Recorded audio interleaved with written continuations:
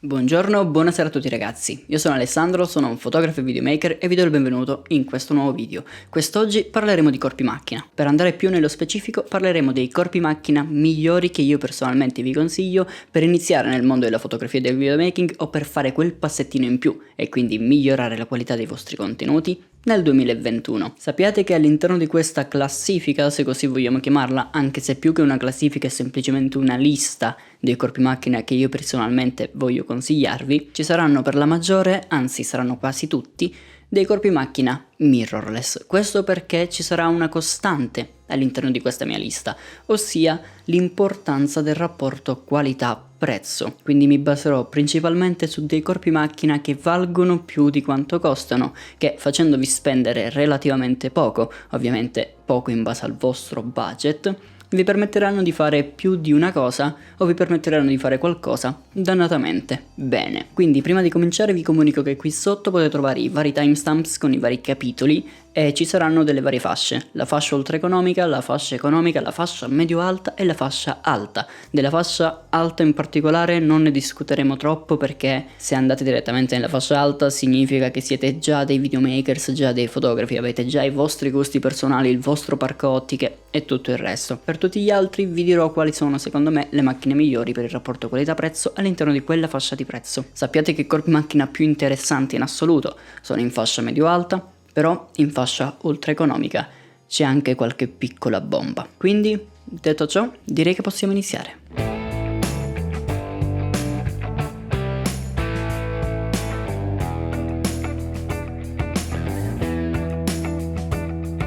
Quindi iniziamo subito parlando della fascia ultra economica, che va dai 0 ai 400 euro. Chi ha detto che con meno di 400 euro al giorno d'oggi non si possa acquistare un ottimo corpo macchina? Ovvio che si può. E il trucchetto è conoscere bene il mercato della fotografia e magari dare anche un'occhiata alle offerte lampo o perché no, al mercato dell'usato. Anzi, qualora vogliate andare nel mercato dell'usato spenderete meno di 300 euro, non di 400. I due corpi macchina che consiglierei io oggi per iniziare a fotografare o per iniziare a girare video sono la Sony Alpha 6000 e la Fujifilm X A5. Due corpi macchina molto interessanti e molto economici. La prima soprattutto per scattare delle ottime fotografie per via del suo enorme e luminosissimo sensore, la seconda soprattutto per girare dei video, nonostante entrambe ovviamente vadano bene anche per fare il resto in maniera completamente complementare. Ma andiamo a vederle più nello specifico, partendo proprio dalla Sony Alpha 6000, corpo macchina che, tra l'altro, io possiedo da un po' di tempo. La Sony Alpha 6000 è una mirrorless ormai più che famosa che possiedono in molti, me compreso. Si tratta di una macchina molto leggera e compatta che personalmente consiglierei principalmente a chi ha bisogno di un corpo macchina per la fotografia. I pro di questo corpo macchina sono l'estrema velocità del processore che risulta essere imbattibile in questa fascia di prezzo, l'autofocus che funziona molto bene ed è molto veloce con le giuste ottiche, lo scatto in raffica capace di raggiungere gli 11 fps di velocità di scatto, rendendo quindi l'Alpha 6000 una macchina adatta anche a generi fotografici un po' più dinamici, e poi una gamma dinamica impressionante in ambito fotografico, specialmente sfruttando il formato RAW. Ha inoltre una grande capacità di catturare delle ottime immagini anche in low lights, grazie agli ISO che possono essere estesi fino a 25600, e infine una cosa veramente molto carina per i neofiti, ossia il fatto che presenti un manuale di istruzione digitale che può essere consultato direttamente in camera. E questa è una cosetta che quando l'ho scoperta tempo fa acquistando la camera mi ha fatto sorridere veramente tanto, proprio perché mi ha fatto pensare che sia la camera adatta per chi voglia iniziare a fare qualcosa di serio nel mondo della fotografia. D'altro canto ci sono dei contro, anche se sono veramente pochi rispetto ai pro. Innanzitutto la batteria, veramente poco efficiente. Gli scatti dichiarati con una carica completa sono infatti soltanto 310, infatti conviene fare scorta di batterie della Sony. Poi lo schermo, che non è touch e non può essere ruotato completamente, in pieno stile Sony, e ancora il fatto che non possa supportare alcun tipo di profilo log e che non abbia alcuna modalità di scatto silenzioso. E infine la cosa peggiore, l'assenza totale di un input microfonico, quindi l'impossibilità di collegare un microfono direttamente in camera. Ma parliamo di prezzi. La Sony Alpha 6000 può essere trovata intorno ai 380 euro nuova e intorno ai 270 euro girovagando per il mercato dell'usato e a 270 euro è veramente una bomba. A mio avviso risulta essere una delle soluzioni migliori in assoluto ancora oggi nel 2021 per chi voglia iniziare ad avvicinarsi al mondo della fotografia. Nonostante sia un corpo macchina ormai abbastanza datato, ancora oggi tiene testa a molti altri corpi macchine e soprattutto potete trovarla veramente per 2 spicci nel mercato dell'usato. E questo vale più di ogni altra cosa, se ancora siete degli amatori, se ancora volete iniziare a sperimentare o semplicemente se siete già dei fotografi professionisti che vogliono acquistare un secondo corpo macchina. Come nel mio caso, la Sony Alpha 6000 è il mio secondo corpo macchina e mi ci trovo veramente molto bene. Però la sua diretta rivale in questa fascia di prezzo, la Fujifilm X-A5, risulta essere altrettanto interessante. E anzi, nel mondo del videomaking risulta essere ancora più interessante rispetto alla Sony Alpha 6000. Questo perché si concentra principalmente nell'ambito video, lasciando un po' stare l'ambito fotografico.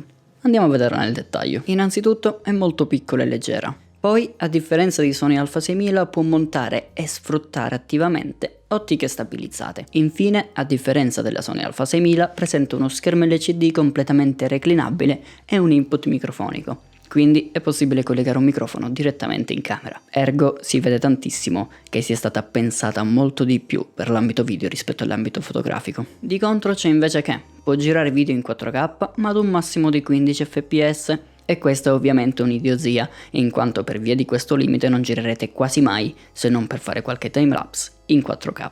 Inoltre, l'autofocus lavora benissimo in campo videografico, ma al contempo ha qualche carenza in ambito fotografico. O almeno ha qualche carenza quando c'è troppo buio. Sì, nonostante gli ISO possono spingersi fino ad un massimo di ben 51.200 ISO.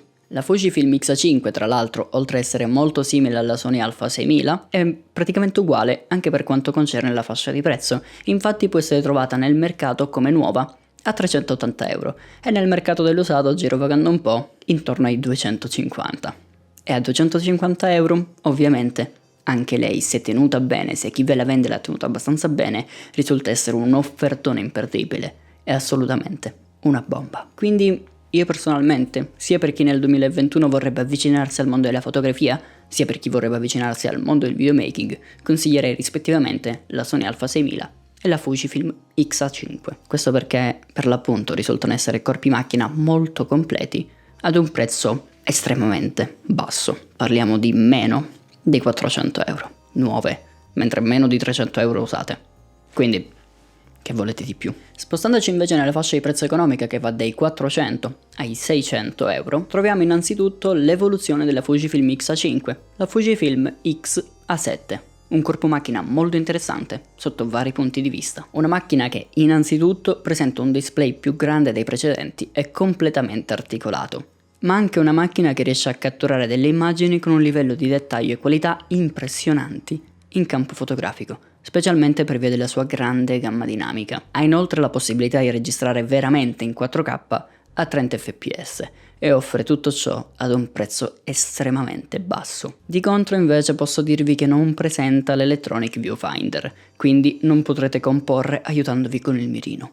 Inoltre il grip non è il massimo e la registrazione delle clip in 4K ha comunque un limite, non di fps ma in questo caso di minuti. C'è un limite massimo di 15 minuti. Comunque, sempre meglio 15 minuti piuttosto che 15 fps, non credete? Si tratta quindi di un corpo macchina ben bilanciato che sicuramente riuscirà a farsi amare da moltissime persone, specialmente da quelle persone che scoprono quanto costa sul mercato. Da ora in poi non vi dirò più i prezzi dell'usato perché da qui in poi i prezzi dell'usato vanno a cambiare radicalmente da venditore a venditore, ma la Fujifilm X-A7 nuova costa 440 euro circa. Un prezzo veramente budget per un corpo macchina che sa fare praticamente di tutto e sa farlo molto bene. Poi possiamo trovare in questa stessa fascia di prezzo la Canon M50.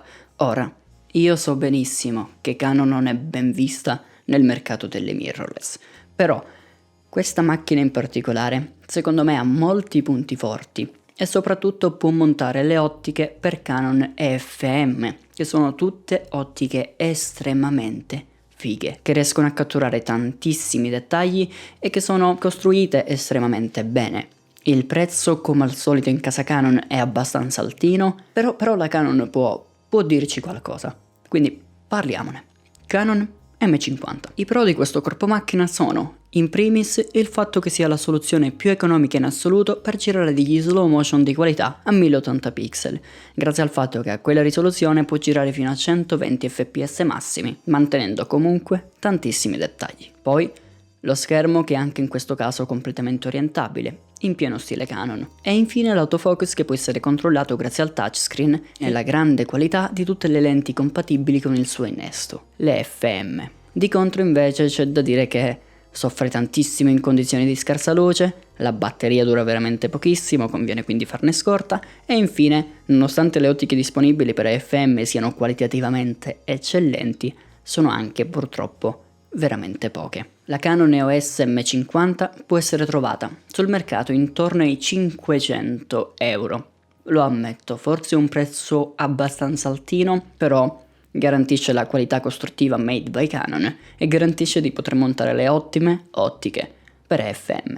Oltre al fatto che comunque, se volete girare degli slow motion, risulta essere la soluzione più economica in assoluto. Anche se in realtà c'è un altro corpo macchina, il prossimo in questa lista, che per quanto riguarda il prezzo cambia veramente poco, ma per quanto riguarda la qualità e soprattutto l'ecletticità cambia tantissimo. E sto parlando della Panasonic Lumix GX9. Quindi mettiamo in mezzo a questa lista anche casa Panasonic, che fino a questo momento ci mancava e che io personalmente, non vi nascondo, amo da impazzire. Innanzitutto la Lumix GX9 è un corpo macchina che presenta un'ottima gamma dinamica.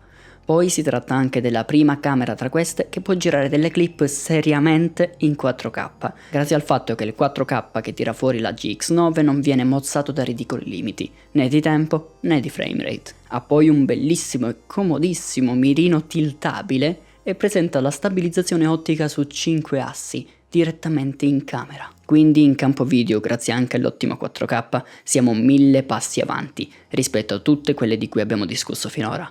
La stabilizzazione già in camera all'interno di un corpo macchina sicuramente vale più di ogni altra cosa in ambito video. Poi il fatto che il 4K possa essere effettivamente utilizzato e che non abbia limiti di 15 minuti né di 15 fps, anzi che abbia il classico limite delle mirrorless di 30 minuti e possa essere un 4K a 30 fps, la rende un corpo macchina veramente interessantissima e che io personalmente forse consiglierei più di ogni altro corpo macchina all'interno di questa lista e all'interno di questa fascia di prezzo. E per finire ha anche tante funzionalità avanzate e manuali di post focus e focus stacking. Di contro invece posso dirvi che non è tropicalizzata. Sì, nemmeno le precedenti, ma ad un prezzo simile la tropicalizzazione dovremmo iniziare ad aspettarcela. Poi presenta poco grip perché è estremamente piccola, quindi le persone con le mani abbastanza grandi potrebbero trovarla scomoda, e il monitor non è completamente orientabile, nonostante sia comunque tiltabile. Insomma, tutti i contro sono purtroppo legati direttamente alla qualità costruttiva, ma almeno non sono legati alla qualità d'immagine. Parlando di prezzi, la Panasonic Lumix GX9 costa circa 580 euro nuova, esatto. 80 euro più della Canon, ed è questo che purtroppo per casa Canon mi spinge sempre a consigliare la Lumix GX9 piuttosto che la EOS M50 quando qualcuno mi dà un budget massimo di 600 euro e devo consigliare un corpo macchina. E anche qui su YouTube, sinceramente, se avete 600 euro da spendere in un corpo macchina, vi consiglierei più la Lumixina, perché è molto piccola, di Panasonic, piuttosto che la Canon EOS M50, anche se quella può montare sempre quelle ottiche strafighe di cui parlavamo prima. Quindi andate anche un po' a sentimento e a gusti personali, ok? Ma adesso andiamo a discutere della fascia di prezzo più interessante in assoluto, la fascia medio-alta, che va dai 600 ai 1200 euro.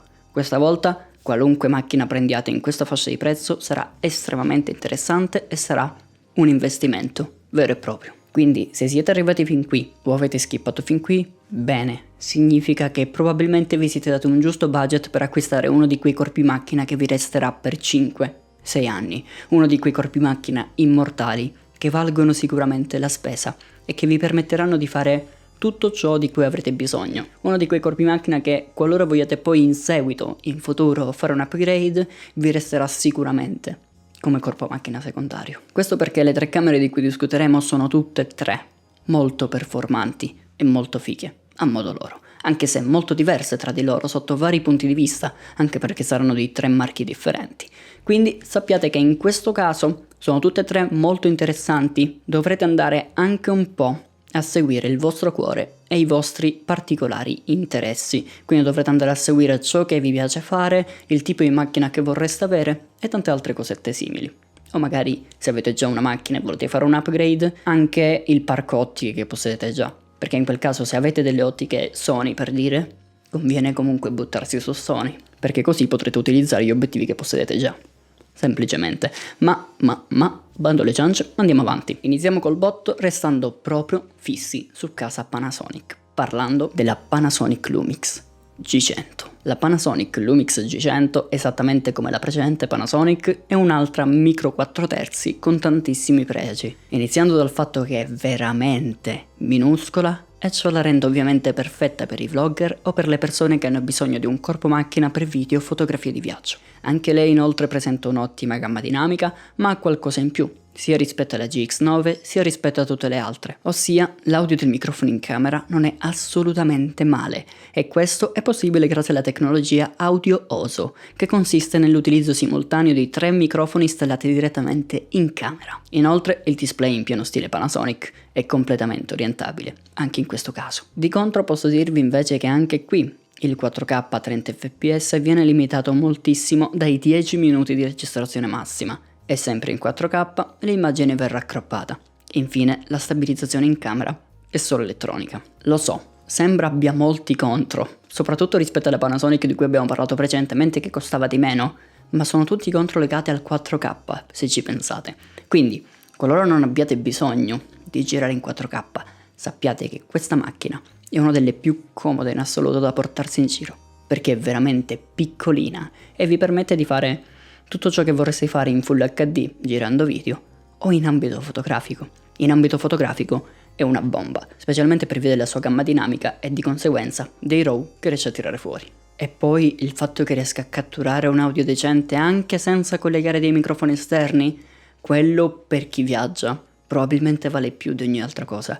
Quindi è il classico corpo macchina che chi preferisce l'attrezzatura leggera all'attrezzatura performante, chi preferisce sacrificare un po' di qualità piuttosto che sacrificare un po' di peso, sicuramente amerà la follia, specialmente dopo aver saputo che il suo prezzo si aggira soltanto intorno ai 610 euro. Sicuramente un prezzo molto giustificato della qualità visiva che riesce a catturare in ogni suo scatto e in ogni suo video, anche se in Full HD. Poi torniamo nuovamente in casa Sony con la Sony Alpha 6600. Non vi mentirò, io personalmente volevo consigliarvi la Sony Alpha 6500, che è il corpo macchina principale che utilizzo io per girare questi miei video su YouTube. Però poi girando un po' sul mercato, sia sul mercato del nuovo sia sul mercato dell'usato, ho visto che ormai la Sony Alpha 6500 e la Sony Alpha 6600 hanno praticamente lo stesso prezzo, quindi tanto vale acquistare l'upgrade, no? Tanto vale acquistare quel corpo macchina che fa quel minuscolo passettino verso avanti e che ci permette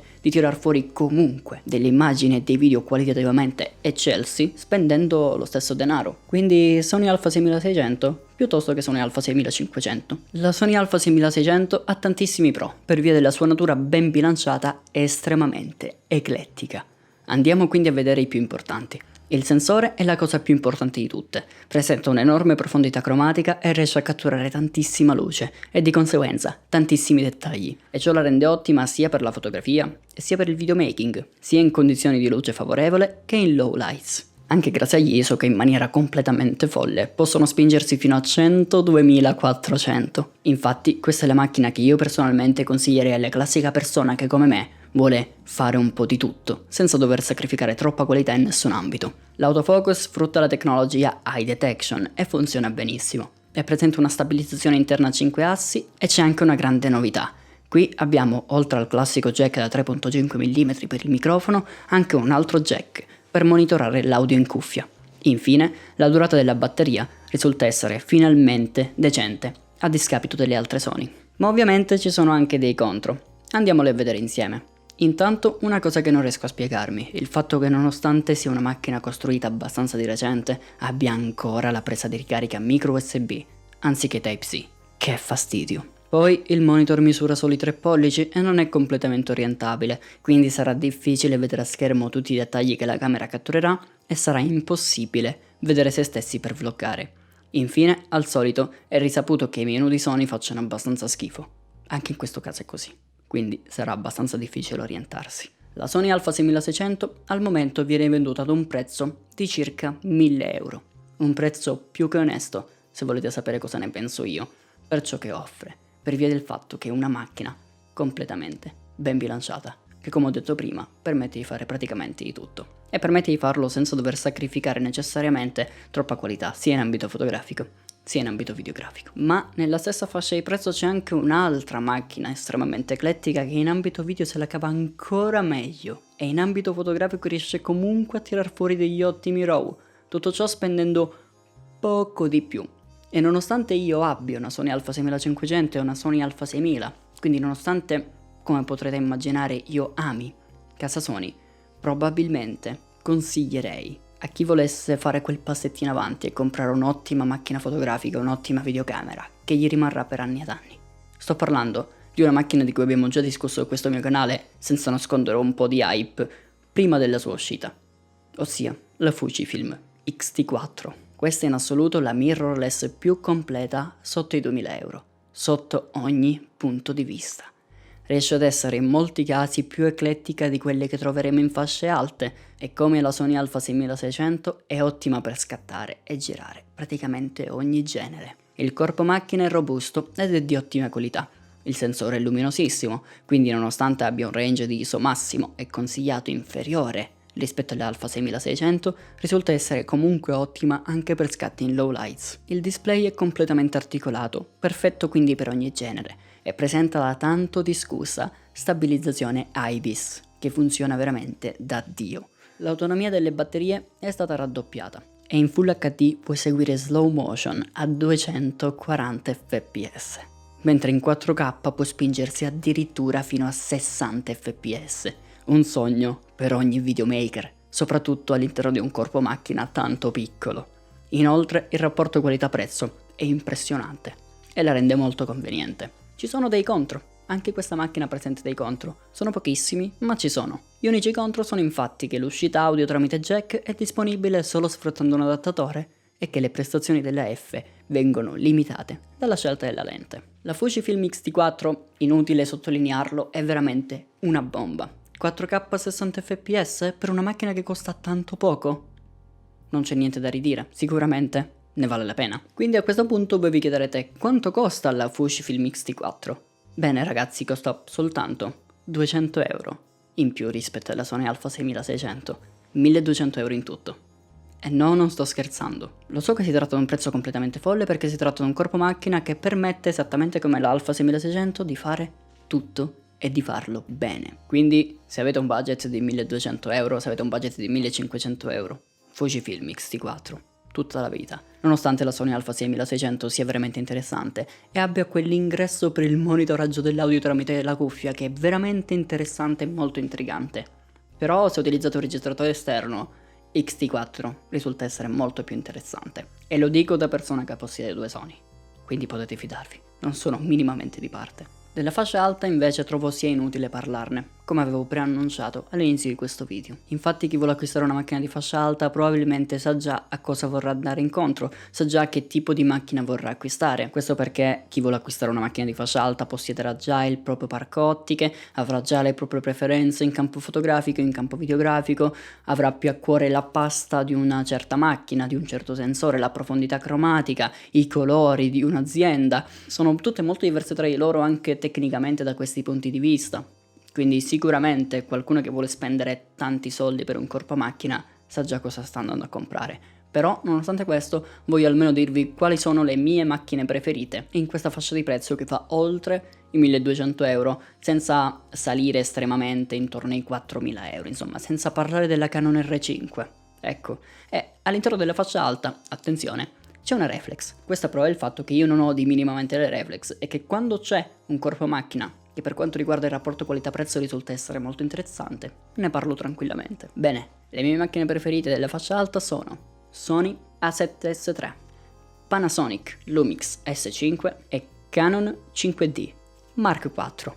Eccola qui, la reflexona. Il punto è che, come ho detto all'inizio, basandomi soltanto sul rapporto qualità-prezzo, le mirrorless risultano essere molto più interessanti, ma la Canon 5D Mark IV? Beh, quella è una bomba, nonché un sogno. una reflex che riesce ad eccellere anche in campo video e che ovviamente non ha rivali in campo fotografico, quella è una bomba. Ma quindi, fatemi sapere qui sotto con un commentino se questo video dovesse esservi stato utile e fatemi sapere quale tra tutti questi corpi macchina preferite. Indipendentemente da tutto, la Sony Alpha 6000 e la Fujifilm X-A5 io le adoro tantissimo e costano veramente pochissimo, quindi qualora vogliate anche acquistare un secondo corpo macchina in modo da avere un mulettino o un corpo macchina che possa per l'appunto aiutarvi nel corso dei vostri lavori, sappiate che quei due valgono veramente tanto, soprattutto se avete già una Fuji o già una Sony e quindi potete utilizzare le stesse ottiche su due corpi macchina. Questo video per oggi si conclude qui. Io spero per l'appunto che vi sia piaciuto, spero che vi sia stato utile. Noi ci vediamo in un prossimo video sempre su questo mio canale. Qualora ancora non mi conosciate e non siete ancora iscritti, in questo mio canale si parlerà di fotografia, videomaking e roba nerd quando mi va un po' di nerdeggiare, quindi vi invito a iscrivervi e magari a cliccare sulla campanellina per ricevere le notifiche.